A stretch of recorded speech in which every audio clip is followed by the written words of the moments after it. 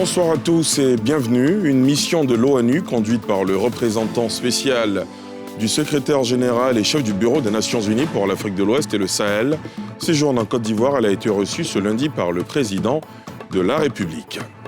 La CEI a reçu les représentants des candidats à la présidentielle. Le RHDP, le FPI et le représentant du candidat indépendant KKB ont répondu présent, seul absent le PDCI. Au menu, les dispositions pratiques du déroulement de la campagne électorale et les questions sécuritaires. Et puis à l'étranger, au Mali, l'ex-ministre malien de la Défense, Ba Ndao, a été désigné président de transition par un comité mis en place par la junte. Annonce faite à la télévision nationale par le chef de cette junte, le colonel Assimi Goïta, qui lui devient vice-président. Une mission de l'ONU conduite par le représentant spécial du secrétaire général et chef du bureau des Nations Unies pour l'Afrique de l'Ouest et le Sahel séjourne en Côte d'Ivoire. Elle a été reçue ce lundi par le président de la République, Mohamed Ibn Chambas, et sa délégation se sont ensuite rendus au siège du Conseil constitutionnel, en ligne de mire la prochaine présidentielle ivoirienne, comme nous le montre Salif Yalekwe. Le représentant spécial du secrétaire général des Nations Unies pour l'Afrique de l'Ouest et le Sahel, Mohamed Ibn Chambas, a invité lundi à Abidjan les acteurs politiques ivoiriens à la concertation en vue d'une élection présidentielle inclusive. Il s'est exprimé au terme d'un entretien avec le chef de l'État ivoirien, Alassane Ouattara, où plusieurs questions ont été abordées, notamment la prochaine présidentielle prévue le 31 octobre 2020.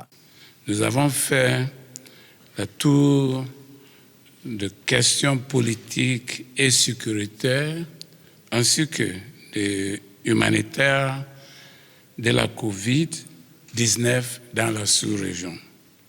S'agissant de l'organisation du scrutin présidentiel du 31 octobre 2020, nous avons partagé avec M. le Président de la République les préoccupations des Nations Unies sur la persistance de l'absence de consensus sur certains aspects du processus. Les Nations Unies invitent tous les acteurs de la retenue à éviter les violences et à recourir au discours de haine. À cet effet, nous les exhortons, les acteurs politiques ivoiriens, à la concertation.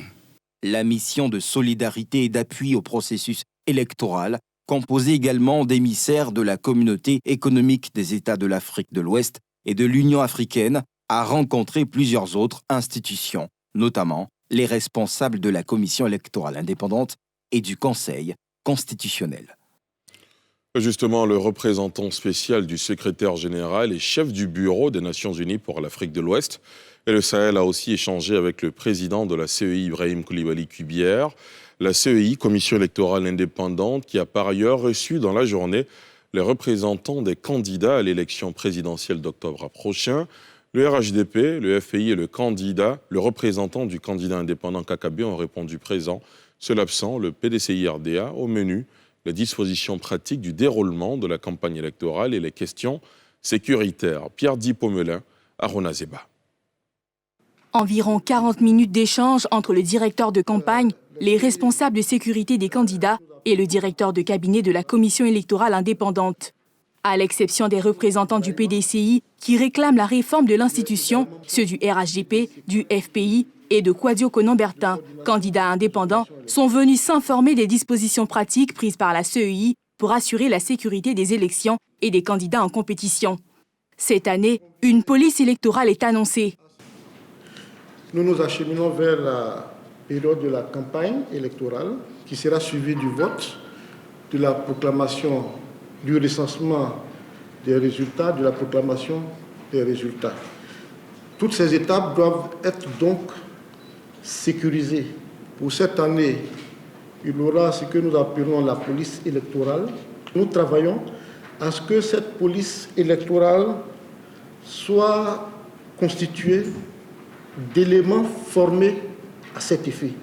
Les participants à cette séance de travail disent avoir pris acte et feront des observations en temps voulu. Nous pouvons dire à ce stade que nous nous sommes entendus sur les grandes lignes, c'est-à-dire comment est-ce que la CEI en tant qu'institution compte sécuriser d'abord les candidats eux-mêmes, les sièges, leur cortège et le déroulé donc, de l'élection présidentielle du 31 octobre 2020. Nous sommes venus ici pour une séance de travail. Ça s'est très bien passé.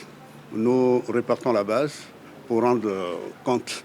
Nous pensons que les informations qui nous ont été données par la CEI sur la question sécuritaire, nous ne pouvons pas dire que ça nous rassure, mais c'est ce que nous attendions. Voilà. Nous allons continuer le travail avec la CEI pour pouvoir peaufiner. Cette rencontre intervient à 3 semaines de l'ouverture de la campagne électorale en Côte d'Ivoire. D'autres rencontres plus techniques et plus élargies sont annoncées les prochains jours, toujours au siège de l'institution en charge des élections en Côte d'Ivoire. Un timbre à poste à l'effigie du président de la République de Côte d'Ivoire et du pape François, conçu dans le cadre de la commémoration de 50 ans de relations diplomatiques entre la Côte d'Ivoire et le Vatican. Le timbre à poste a été dévoilé ce lundi au palais de la présidence en présence du président Ouattara et le nonce apostolique Paolo Borgia. Pierre Dipomelin. Un demi-siècle de relations diplomatiques entre la République de Côte d'Ivoire et le Saint-Siège. Événement marqué par la présentation d'un timbre-poste à l'effigie du président Alassane Ouattara et le pape François, comme convenu par le service philatélique du Vatican et la Poste de Côte d'Ivoire. Des symboles tels que la basilique Notre-Dame de la Paix et la Cité du Vatican sont en trame de fond sur le timbre. La thématique principale, selon le directeur de la Poste, est la paix, une valeur chère aux deux pays. En fond de thème, nous avons donc la basilique qui est à l'identique de la basilique à la Cité du Vatican, histoire de montrer que la République de Côte d'Ivoire est très attachée à la paix et le Vatican aussi est très attaché à la paix. Et les deux personnalités donc sont mentionnées sur les thèmes. Pour rappel, la toute première visite d'un chef d'État ivoirien au Vatican fut celle du président Félix Houphouët-Boigny, le 22 juillet 1969, sous l'ère du pape Paul VI. Le 26 octobre 1970, se sont ensuite établies les relations de coopération entre les deux États. Suite à l'appel des mouvements et partis de l'opposition qui ont notamment exigé, entre autres, le retrait de la candidature du président Ouattara, la dissolution du Conseil constitutionnel, la dissolution de l'actuelle commission électorale indépendante et l'audit international de la liste électorale avant la tenue de la présidentielle, la rue se prononce. Les Ivoiriens donnent leur avis sur cet appel lancé par l'opposition ivoirienne. Ils sont au micro de Nadia Edja et Tanguy Konan. Même si un président fait tout, ce n'est pas tout qu'il va faire qui va plaire aux autres. Si aujourd'hui, l'opposition se lève pour dire qu'eux contestent le pouvoir qui est en place actuellement, c'est parce qu'ils ont d'autres choses en vue. Par exemple, parce qu'ils le font ici. Donc pour moi, c'est un combat qui est vain. Après, ils vont lâcher tout tomber et puis je pense qu'ils vont revenir sur les bases des données. Ça ne va pas porter grand-chose. L'opposition appelle à la désobéissance civile. Je pense que ça n'engage que, mais je pense qu'il faut s'asseoir pour discuter. On connaît cette phrase célèbre, asseyons-nous et discutons. Des deux bords, il faut qu'on fasse des concessions pour qu'on préserve la paix en Côte d'Ivoire. Pour avoir la paix, moi, je préfère que ce président-là laisse au moins ces deux ressortissants qui sont sortis du pays viennent au pays, chez eux, à domicile, et que tout ça là soit encore plus facile pour nous. Par le passé, l'opposition s'était réunie pour battre l'autre côté. Donc si aujourd'hui l'autre côté s'est réuni aussi, j'espère que peut-être ils auront gain de cause, tu vois. Mais c'est l'avenir qui nous dira. Voilà.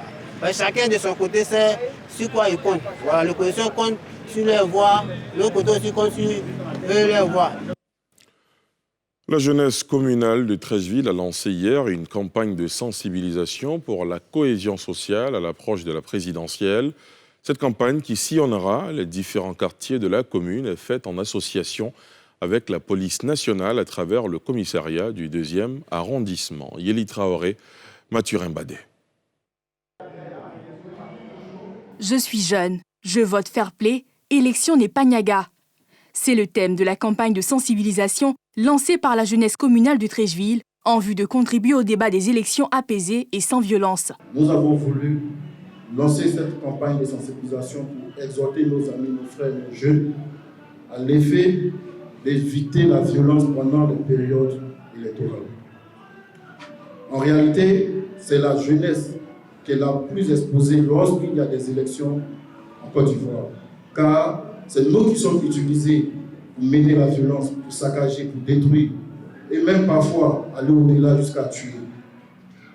Non, la jeunesse communale de Treichville a décidé de se venger autrement. Cette initiative, qui a l'appui de la police de la commune, est placée sous l'égide de la municipalité de la commune de Treichville. Moi, mon ambition aussi était de faire signer une charte au niveau de la jeunesse, de telle sorte à ce qu'on ne puisse pas avoir de la violence à Treichville consécutivement aux élections. On dira que les esprits nobles se rencontrent. Comme dans ce genre d'initiative, surtout si cette initiative a pour objectif principal et véritable la paix et la cohésion sociale, on ne doit pas chercher les égaux. La campagne de sensibilisation sillonnera les quartiers de Treichville du lundi 21 au dimanche 27 septembre prochain. Direction maintenant la ville de Pogor, dans le nord de la Côte d'Ivoire, où les douanes ivoiriennes restent à fond dans la mobilisation des recettes publiques, en dépit du contexte de guerre sanitaire et d'embargo partiel qui frappe le Mali.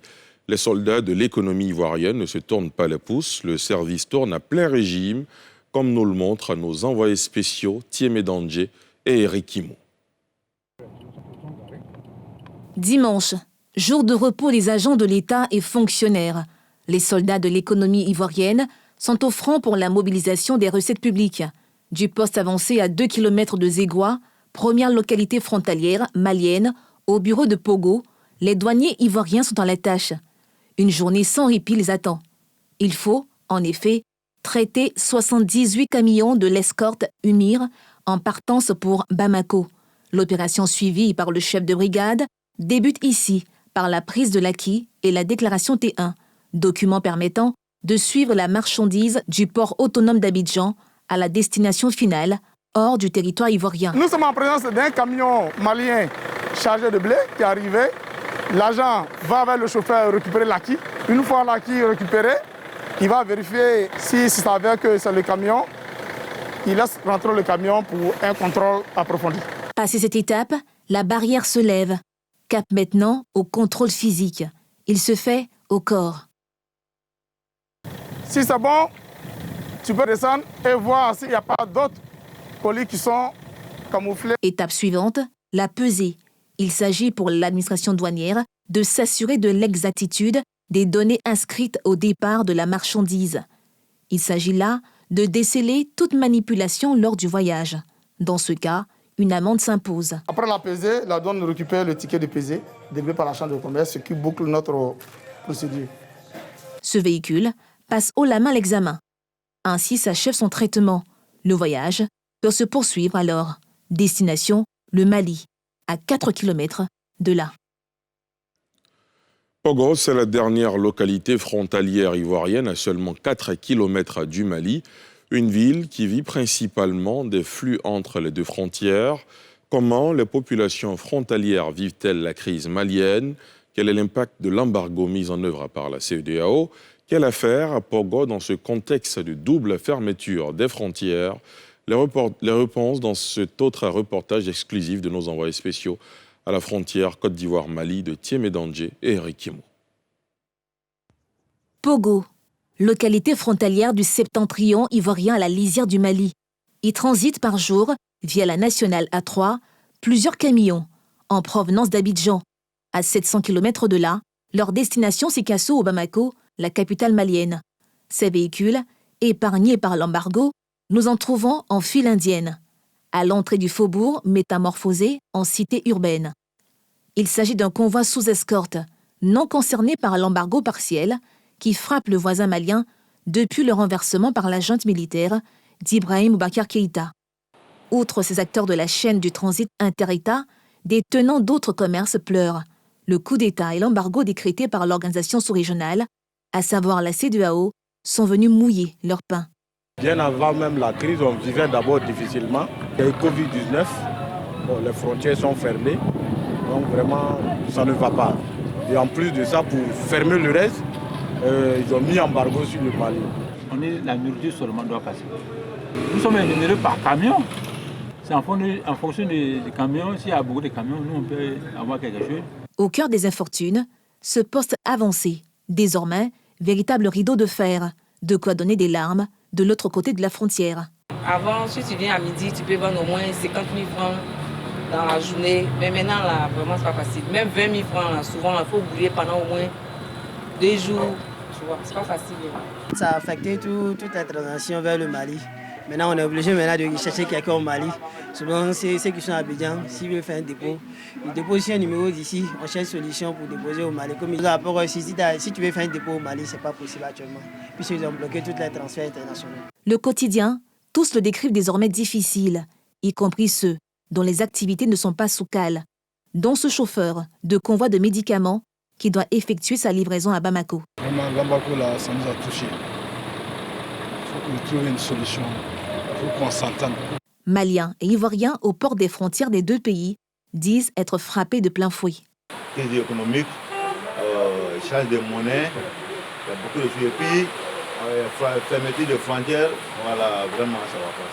Tous redoutent alors l'éventualité d'un embargo total. Nous souhaiterions que s'ils peuvent encore alléger, comme on appelle l'embargo, pour qu'on puisse faire certaines transactions. Vraiment, on demande pardon à la CEDEAO. En attendant, les regards restent tournés vers Bamako. Sa réponse aux recommandations de l'instance sous-régionale devrait corser ou faire lever l'embargo partiel, une épine que population frontalière et camionneurs, surtout, veulent voir retirer du pied. Les espaces frontaliers sont des zones sensibles où l'on note des problèmes liés au foncier, à la transhumance, à l'orpaillage clandestin et à la porosité des frontières. Pour préserver la paix dans ces zones et amener les populations à être des acteurs de développement, la Commission nationale des frontières de Côte d'Ivoire implique les leaders communautaires du Tchologo, du Poro et du Folon. Ce sont 147 personnes qui ont été formées à la cohabitation pacifique et vont être des relais dans la lutte contre le Covid-19. Salif Yalekwe. Le secrétariat exécutif de la Commission nationale des frontières de Côte d'Ivoire poursuit ses tournées dans le cadre de la mise en œuvre du projet sensibilisation à la cohabitation pacifique et à la lutte contre le Covid-19 dans les régions frontalières, financé par la coopération allemande à travers le GIZ. Récemment, la commission était dans les localités de Sikolo, dans le département de Kong, Katogo, dans le département de Mbengue, et Mahandiana, Sokourani, dans le département de Kagnasso, où 147 leaders de communautés ont été formés. On leur a enseigné des mécanismes de règlement de conflits, des mécanismes de cohabitation pacifique avec les populations des zones frontalières de l'autre côté de la Côte d'Ivoire. Mais également, nous leur avons donné un message d'espoir pour leur dire que les démarcations et les délimitations des frontières vont commencer très bientôt et les populations vont participer à tout le processus de délimitation et de démarcation. Mais l'État ne s'arrêtera pas là. L'État va s'intéresser davantage au développement de ces zones frontalières au nom du principe de la solidarité nationale, au nom du principe de l'équité. Une initiative saluée par les populations, surtout par les autorités préfectorales, qui ne cessent de régler des conflits. Quelques problèmes de cohabitation des personnes à la frontière, quand nos forces de l'ordre font des patrouilles, souvent les gens tirent sur eux. Voilà des choses qu'on a souvent. Aujourd'hui, nous sommes en train de faire en sorte qu'il y ait cette complicité, cette entente parfaite entre les populations et les forces de défense et de sécurité pour éviter que le lézard ne puisse rentrer dans la fissure du mur au niveau de notre département. La Commission nationale des frontières de la Côte d'Ivoire a pour mission d'assister le gouvernement dans la conception, la définition et la mise en œuvre des politiques et stratégies nationales des frontières. Elle doit également veiller à la prévention et au règlement des litiges frontaliers pouvant surgir entre la Côte d'Ivoire et les pays limitrophes.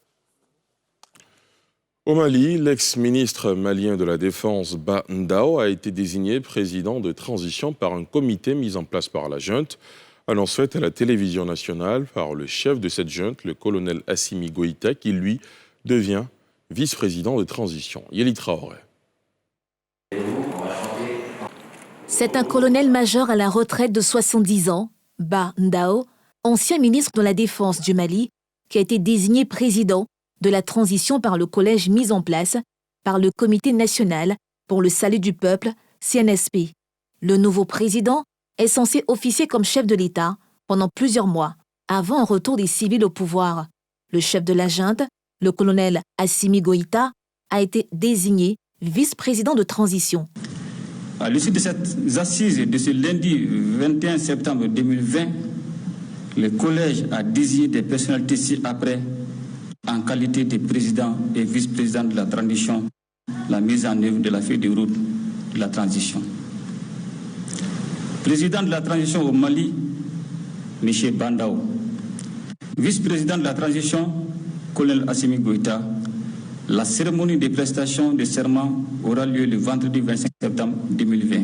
Ces annonces interviennent après plusieurs semaines de querelles entre Maliens sur la nature civile ou militaire de la transition et de pression de la part de la communauté des États ouest-africains CEDEAO sur la junte pour la désignation rapide de personnalités civiles. Et c'est ici que prend fin ce journal. Merci de l'avoir suivi. Excellente soirée sur la nouvelle chaîne ivoirienne.